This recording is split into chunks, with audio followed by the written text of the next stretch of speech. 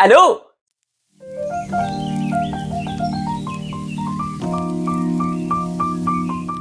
Bonjour à tous, on fait encore une petite chronique, petite causerie horticole de la pépinière boréalis. Deuxième, après avoir parlé des engrais pour les plantes intérieures. Celui-ci, beaucoup plus étoffé, beaucoup plus long. Donc, allez vous chercher un petit thé, un petit café, là, puis écoutez cette vidéo-là quand vous allez avoir un petit peu plus de temps parce que c'est un vidéo super intéressant sur les hydrangées. On va parler de toutes les variétés qui existent, les sortes pour la région du Saguenay-Lac-Saint-Jean, donc pour une zone 3. Vraiment adapté pour une version nordique. Donc, on va parler des variétés qui sont intéressantes ici et on va vous démêler dans tout ça l'entretien. Donc, on s'assit, on écoute et on commence. Première des choses à savoir, il existe 3 gros groupes qu'on voit souvent dans les variétés d'hydrangées, même je dirais 4, là, mais pour la région, plus 3. Qu'on voit dans les centres jardins. On a les arborescents, donc, qui sont les variétés qui forment des grosses boules blanches de floraison, qui vont souvent partir un peu sur les tiges de 20 à 25 cm sur les tiges du bas à chaque printemps et qui ont des tiges un petit peu plus molles, on va dire. Après ça, on a les paniculata. Panicules, ce sont ceux qui ont des floraisons en panicule, donc vraiment en cône, des fois très, très, très grosses, qui vont plus se tenir. Donc, c'est plus un buisson là, qui peut aller de plusieurs mètres de haut et qui vont vraiment se tenir sur des tiges vraiment ramifiées.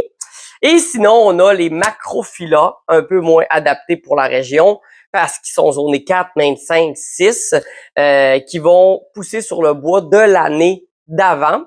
Ce qui veut dire que les bourgeons floraux vont se faire l'automne d'avant et ce qui va être difficile pour la floraison, c'est de leur faire passer l'hiver, ces bourgeons-là, donc être capable de tolérer des gels un peu tardifs, ce qui ont de la misère à faire.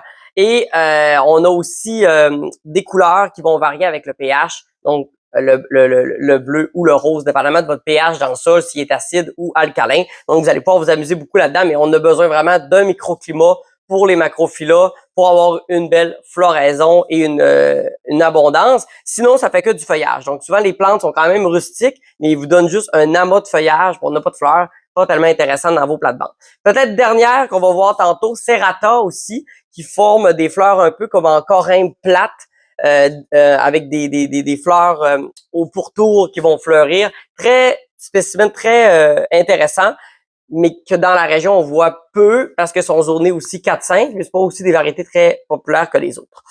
Donc, si on parle des arborescents, les arborescents, la variété la plus populaire, c'est la Annabelle. Donc, l'Annabelle, grosse boule blanche, qui vont partir, comme je disais tantôt, sur des tiges en bas de 20-25 cm, d'aller avoir des bourgeons de tiges qui vont sortir et qui vont drageonner aussi. Hein? Donc, c'est des plants qui drageonnent beaucoup. Pour les gens qui veulent faire des massifs ou des grandes haies, c'est intéressant pour ça. Ça vous donne un bon rendement, ça va se répandre. Mais pour les gens qui ne veulent pas ça, ben c'est sûr que c'est pas la plante que j'irais vers.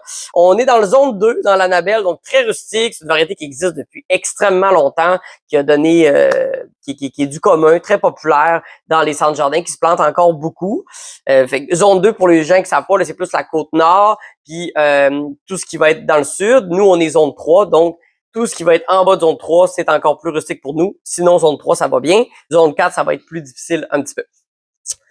Sinon, dans l'arborescent, on a aussi une variété que Proven Winners a sortie qui s'appelle Incredible. Donc, regardez les images, variété avec des floraisons comme boostées de l'Annabelle, énormément plus grosses, des tiges qui vont être beaucoup plus solides aussi pour tenir à la longue. Et par contre, on a besoin pour cette variété-là de 6 heures de soleil et pluie. L'Annabelle, elle avait une tolérance à l'ombre, donc on peut même aller à mi-ombre avec l'Annabelle, elle va juste moins fleurir. Mais dans l'Incredible, on a vraiment besoin de soleil un petit peu plus. On a une floraison qui va s'étaler sur beaucoup plus longtemps aussi. Par contre, zone 4, même 5, là, donc très difficile dans la région pour avoir ça. Ça vous prend une bonne accumulation de neige ou un microclimat. Sinon, autre variété, variété Invisible Limeta, qui est une variété qui est beaucoup plus compacte. Donc, on parle ici de 1,2 mètres environ. Va tolérer l'ombre, un peu comme l'Annabelle, et qui va avoir une belle couleur vert lime, comme vous pouvez voir, qui va durer jusqu'à l'automne. des fois une petite teinte de rosé qui va sortir à l'automne, mais sinon, ça reste quand même un vert lime. Donc, ça peut être très intéressant en agencement là, avec d'autres choses, d'autres vivaces, des émeraucales, des choses comme ça. C'est une belle variété que ça fait pas longtemps que c'est sorti. C'est environ 2 ans. Dans les paniculata, ce sont vraiment là les variétés les plus populaires parce qu'ils se tiennent et les cônes, des fois, sont majestueux, des fois pour faire des fleurs coupées ou des choses comme ça. On va parler de plusieurs variétés nouvelles en plus qui sont écœurantes. On va parler de ça tout de suite. Donc, première variété qu'on peut parler, Pinky Winky. Une variété super intéressante parce qu'elle a un dégradé de couleur dans son panicule. Donc, on tombe là, du rose au blanc.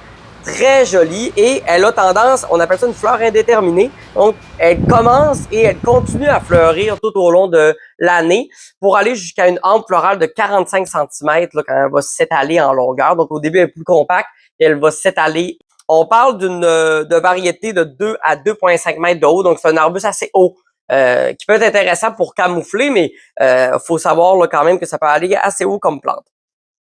Sinon, autre variété, mon coup de cœur dans les hydrangeas, Little Lim Punch.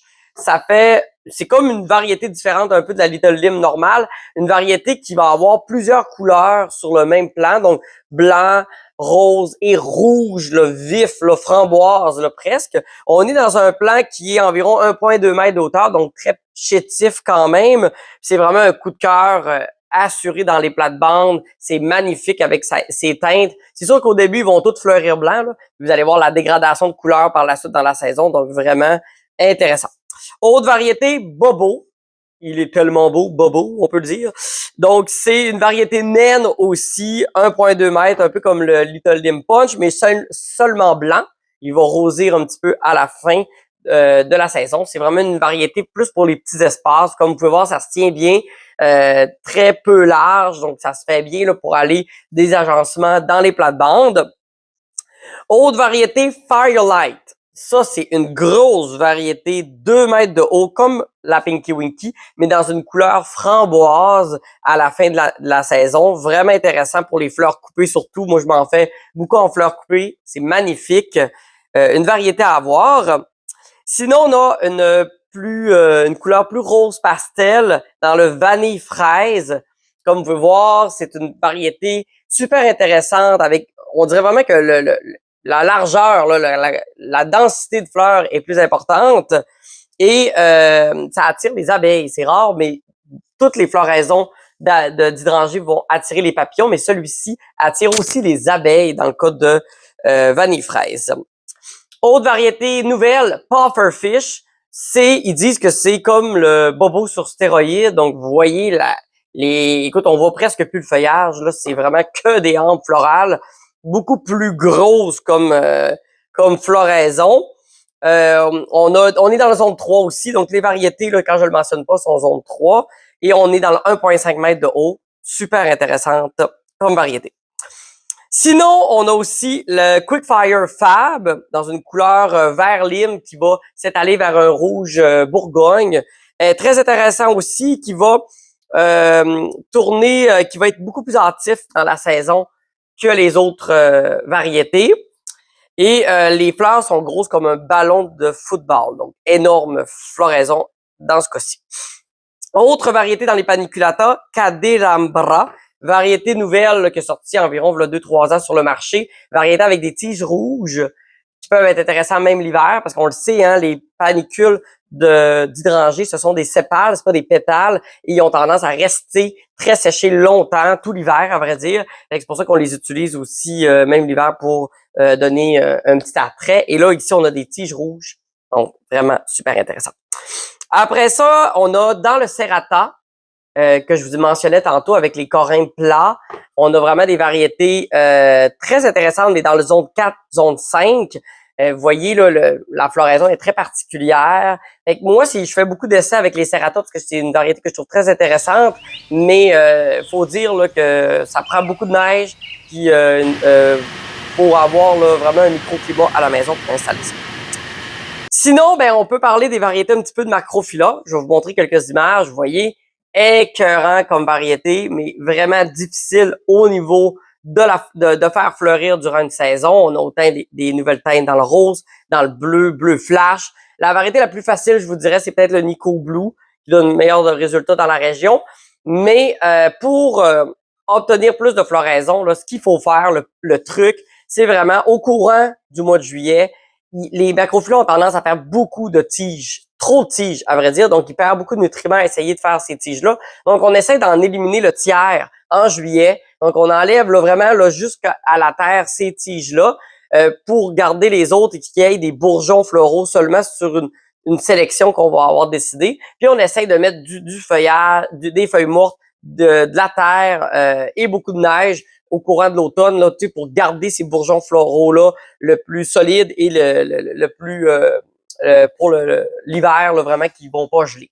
Ça va vous permettre des fois d'avoir des floraisons, mais il faut dire que c'est très difficile dans la région, mais magnifique. Donc, j'espère que ça vous a aidé au niveau des hydrangées et que je vous ai inspiré avec toutes ces variétés-là écœurantes. On se retrouve dans une autre petite causerie horticole de la pépinière boréalis avec un autre sujet et on jardine en 2025. Bye bye!